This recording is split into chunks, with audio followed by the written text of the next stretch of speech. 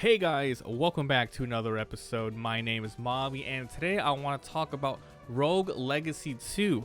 This game is a sequel to a very well-beloved game, Rogue Legacy 1, which was one of a lot of people's, entryway into sort of action platforming roguelikes, also the Binding of Isaac. But this is a big one. I know a lot of my friends who these are their starts into roguelikes and got them to try other ones. So this one has been in early access since August 18, 2020, and it is now out in version 1.0 as of April 28th, 2022. I want to thank the devs and publishers Cellar Door Games for the review copy. However, all thoughts will be my own. I want to be answering a couple of questions here. First of all, what the heck is Rogue Legacy? What's the story? How is the gameplay? And is it worth your time and money? So as I mentioned, the game's been in early access for 2 years, and I did play the game then. I beat all of the content that it had. It took me around 3 hours, but it seems like with this new final version ready to, I say final version, the release version, the build version, there is so much more mechanics, characters, and content that I haven't even touched. I do have to say now, I'm very, very impressed with this release. Okay, so what is Rogue Legacy and how does it play? Basically, as I mentioned, it's a roguelike game, so you're going to be going through lots of different dungeon runs, going as far as you can, and then basically dying at the end, and then using all of that resources you've gained, money, different sorts of gems, etc., blood, for meta progression, so it makes every run a little bit more easier. The story is... actually, I don't even know the story that well, because it's like a bunch of lore that you get during the game, but basically you are part of this lineage who wants to, I'm guessing, take down some sort of evil that's plaguing the land and the castle, and it's your job to go as far as you can, die, and then your kids are going to be doing that as well. If you're interested in the music, it is from the game itself. I have it running. Let me actually turn it down a little bit more. There you go. Alright, so that's the game. So how it works is you have your town, your base town. You can do a lot of different levels up. When you go into the map and you go as far as you can, you get money.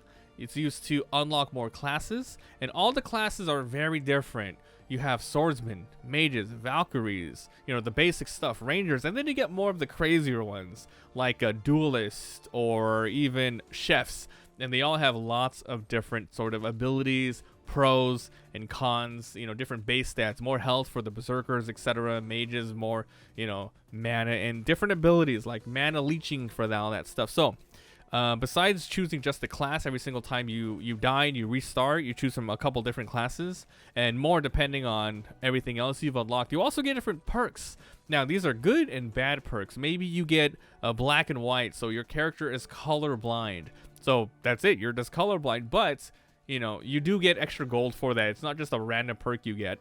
And then you have really good perks you can get, but they take away from your resolve. Okay, so for those of you who have played rogue-lite 1, what is the actual big differences here, and what's the biggest selling point?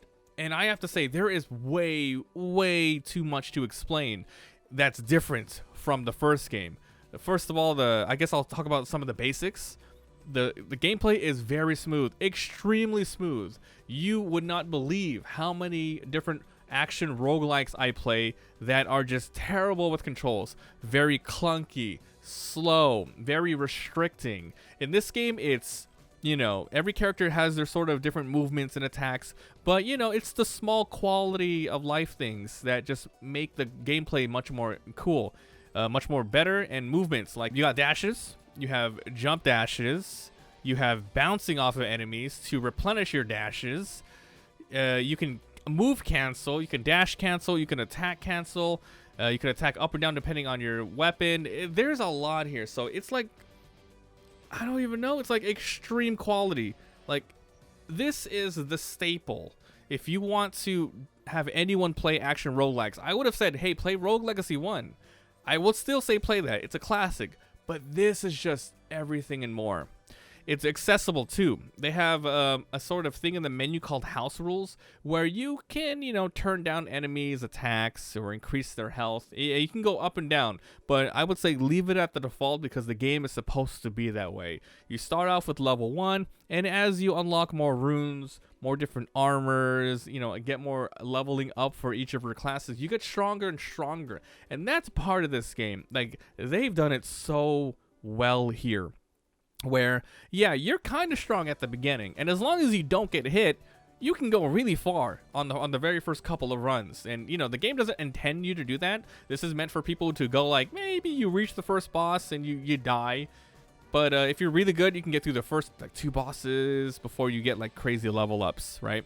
But once again, it's very accessible. It's one of those games where it's like, if you die, don't worry, you're still taking a lot of resources back with you, so you can, you know, equip more weapons, you can get more you know, levels, because this also has like class mastery. There's 15 classes in the game, and every time you play with a class, you're going to be getting experience, and once you increase rank for that experience for that particular class, it increases permanent stats for all of your other characters. So if you do like a mage or something, you're gonna get increased intelligence permanently for all your other characters. So it's a very good incentive for you to try all the 15 classes, and they made it so they're all very good in their own rights. So you get, you know, every time you get a new class, it's a new perk, good or bad, and you also get different types of spells as you go on. This game has a new cool feature called Resolve. Now, every time you get new weapons or armors on you, it really makes it, you know, more easier to survive. You take less damage, maybe you do more damage yourself. You know, increases your overall health, increases intelligence, but your resolve goes down, and depending on your starting base, your resolve goes from like heavy to light to medium, and the lighter you are, the less equipment, the more resolve you have. In turn, you use that currency to get different relics inside of the run itself. So it's a roguelike aspect where it wants you to balance your starting equipment, your starting stats, your starting spells with stuff that you can find within the dungeon itself. So it's a lot of randomness, but it's also very controlling. You are not tied down to any specific, you know, sort of builds. You can always somewhat choose a little bit, and there's a lot here. Every run is going to be different, and runs can last from, man, 5 minutes to like 2 to 3 hours, depending on really how far you go and all that stuff. The layout's really cool. You always start going into the castle, and then, you know, always above you is a certain biome, to the right of you is always the same biome, below you is the same biome. In Rogue Legacy 1, it was very similar to that. However, this one does a little bit more differently, where you can keep going towards newer biomes, and then within that new biome, it branches out to other biomes, but it's like the same from the castle. Like north is always a certain biome, but if you go right and then north again, it's always that certain biome again. Man, I mean, I can really gush about this game a lot. Like, there's challenge rooms where it's not even part of the main castle. You go do that for extra stuff. Like, trust me, I don't want to go into every little detail. I just have to say this is a huge game that I really recommend. Highly, highly recommend. I am very happy this came out. And, you know, when I did play the early access the first week it was available, I liked it, but I'm like, oh, it's a little too similar to the first game. You know, there wasn't much content here, but now that I am playing the final product, my God, they've outdone themselves. This is top tier roguelite indie gameplay. You guys have to try this one out. And man, if you're on the fence, just go read more reviews. It's overwhelmingly positive right now, with over 4,000 reviews right now on Steam as of this recording. And who knows, it's going to be way more tomorrow. It'll probably jump up to like 6,000 because I'm putting this review beforehand. But this is good. Like, this is going to be one that I sit down and complete. I'm going to be streaming all of it. Link down below for that. So yeah, let me know what you guys think of Rogue Legacy 2. Have you played the first one? Have you seen this one? Because this one is just, oh my God. Like, I talk about sequels all the time. What could be improved? What do they need to keep it fresh, but also very similar? This is it, man. This is it. Now, you want a bad example of what to do?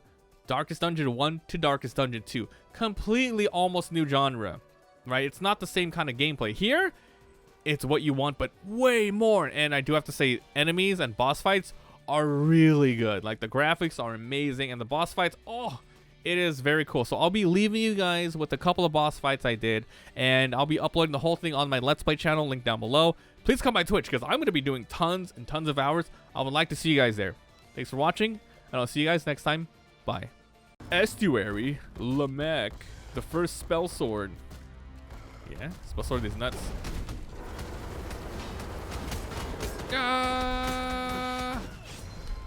Up.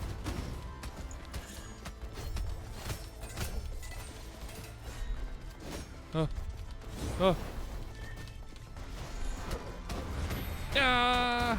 Ah.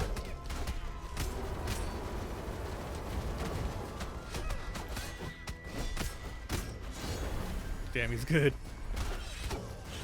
Woo!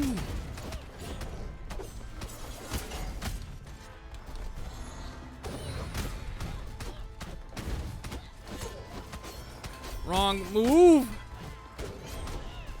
Shit. Oh!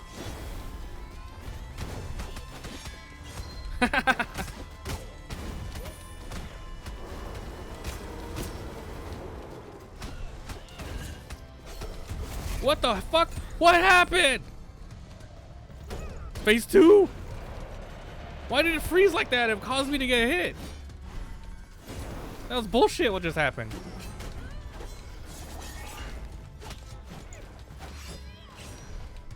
What the fuck? That was really annoying.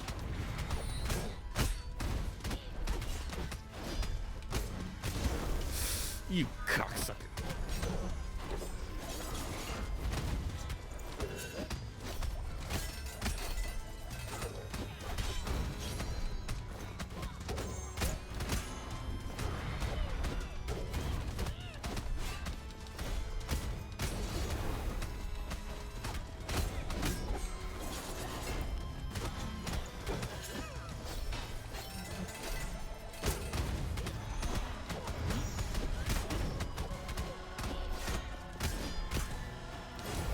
Oh yeah, let's fucking go. First try, level 1. Kiss my ass.